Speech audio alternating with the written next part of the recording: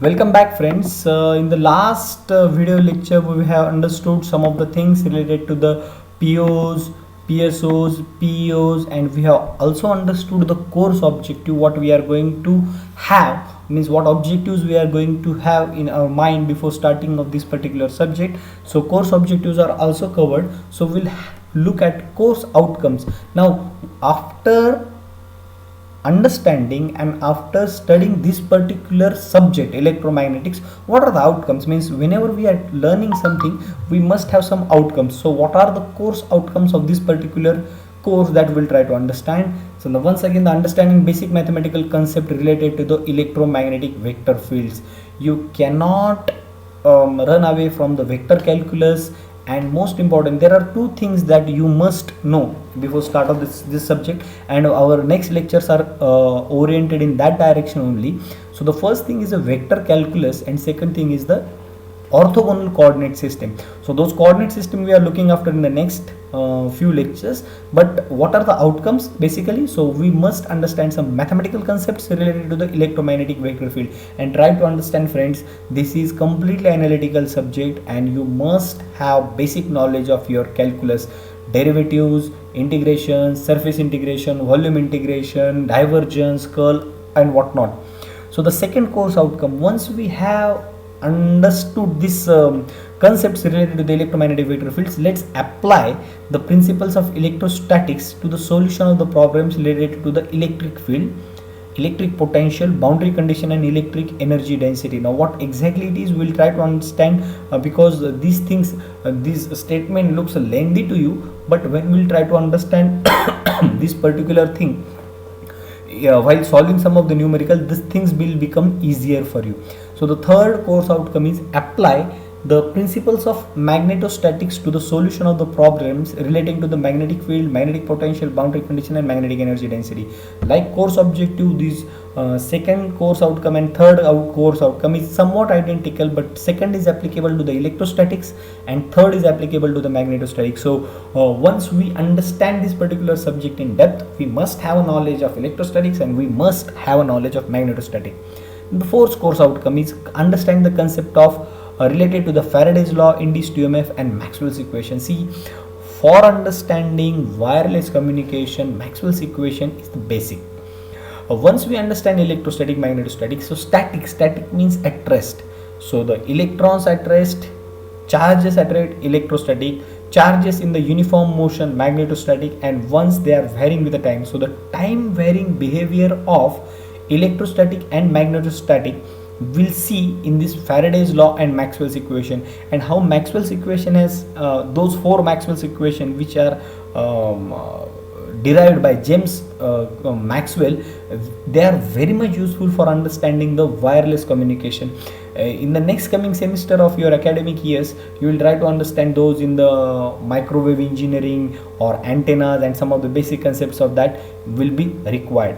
Then course outcome 5, apply Maxwell's equation to the solution problems relating to the transmission line. We can apply Maxwell's equation to any of the problems, and we'll see this in the fifth course outcome, because we will see the electromagnetic perspective of the transmission line, how the waves are being propagated from source to the destination if it is a wired media. Then we'll try to understand the wireless media also. In the sixth unit, we'll see the apply Maxwell's equation to the solution of problems relating to the uniform plane waves propagation.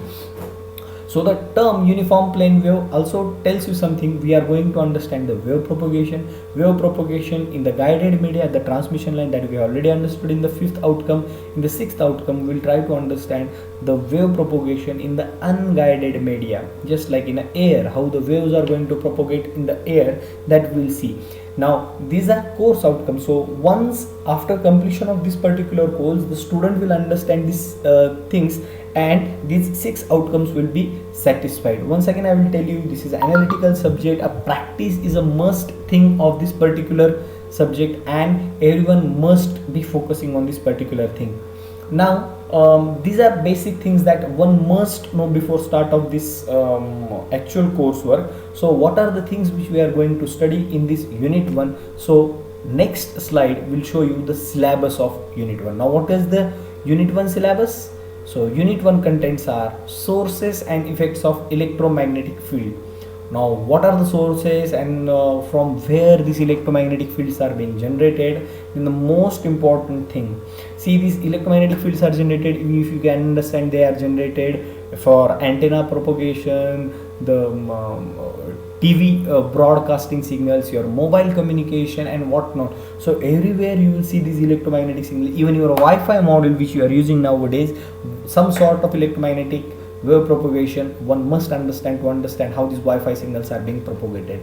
Then coordinate system. See guys, two things, or I will say that there are three prerequisites of understanding this course. First is vector calculus, second is your integral and derivative calculus, normal calculus, which you usually have studied in the 12th standard also, first year also, second year also.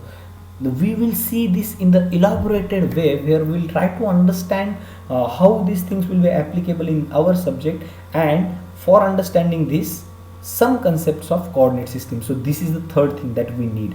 So if you understand these three things, this subject will be very easy for you. Then vector fields like gradient, you might have studied this particularly. Gradient is grad phi. Then divergence, del dot some vector field. Curl, del cross some vector field.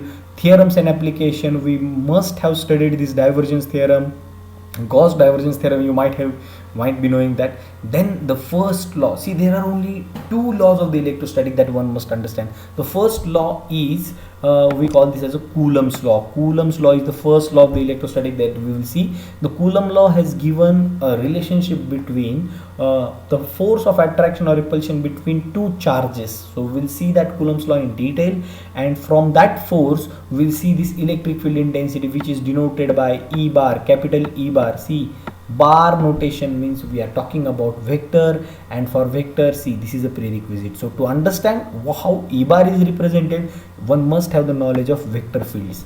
Then fields due to discrete and continuous charges, we'll see point charge, line charge and surface charges, and we'll try to solve some of the numerical, because this is important in the examination point of view to have the knowledge of these continuous and discrete charges. And then we'll see the next important law of electrostatic, that is a Gauss law. So Gauss law and Coulomb's law, only two laws of the electrostatic. If you understand electrostatic concept is over. So our unit 1, the name of the unit 1 is itself is electrostatic 1, first part. Second unit will be electrostatic part 2, where we'll be more focused on energy densities, then potential, then boundary condition, and etc, etc. So we'll try to see those things in detail. Then electric potential also, here this is the basic thing, because electric potential is a scalar quantity. Potential is always, when we are talking about any potential, potential is a scalar quantity, because no one of you might have seen 18 volt bar or voltage is having some direction. So electric potential is a scalar quantity, but electric field intensity is a vector quantity, that we'll see in detail. Then concept of uniform and non-uniform field. What do you call uniform field? What do you call non-uniform field? What is the difference between that and utilization factor? These 2 points are completely theoretical. Concept of uniform field and non-uniform field and utilization factor. These 2 things are completely theoretical that we will see, but our more focus will be on this particular Coulomb's law, electric field, Gauss law and its application. So this is the most important part. If I want to study this, we must have the knowledge of coordinate system and vector field. So we'll see these things, all these things in the detail in forthcoming lectures. So for right now, I will take your permission, and in the next lecture onward, we'll try to see some of the important points and some of the prerequisites that one must know for understanding this particular subject. So till then, stay home, stay safe and keep learning, and that's it from my side.